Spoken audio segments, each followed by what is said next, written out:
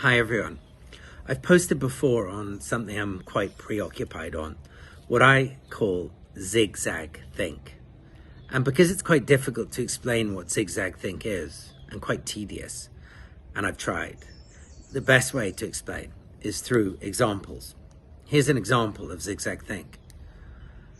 When I was in Ethiopia about 23 years ago, researching a book called In Search of King Solomon's Mines, I spent time at an extraordinary place called Shakiso. It was south of Addis Ababa, and it was where, in the wet season, thousands of men, women and children would dig the ground, excavating earth, retrieving alluvial deposits of gold, and then take it down to the river, panning it, and usually then losing the tiny amount of gold dust that they had acquired in fights and gambling dens and all kinds of places of iniquity.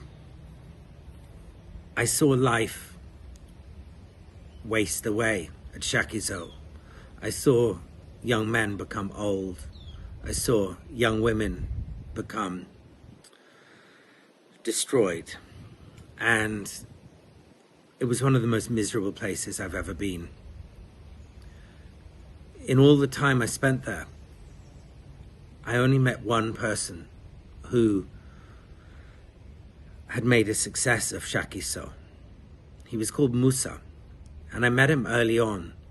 He stood out from the crowd because he was not filthy from digging in the tunnels, and he was not deranged with greed like everyone else. He was a sensible man, and I asked him why he was different and what was happening, and he said to me, "Look at these people. They have been lured here like flies at a pot of honey, and all they want is money and wealth instantly." And he said, "I've understood something that they have not."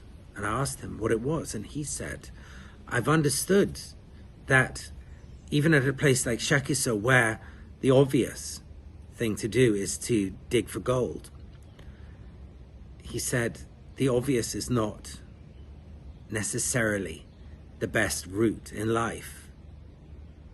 And as time passed, I got to spend time with Musa, and I watched him and I learned from him. Whereas everyone else bought spades and equipment and then dug for gold, Musa didn't.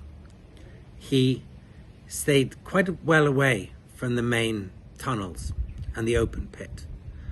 And he had a small enterprise that he had established himself, and it sold shovels and scraping equipment and trowels and harnesses and leather straps and nylon ropes and pans, which they used to pan the silt down at the river. And he sold canned food as well, and all kinds of other supplies. And that, I learnt, was what he meant by not doing the obvious. In the way I see it, the way I embrace life, the universe and everything, it's a great example of zigzag think.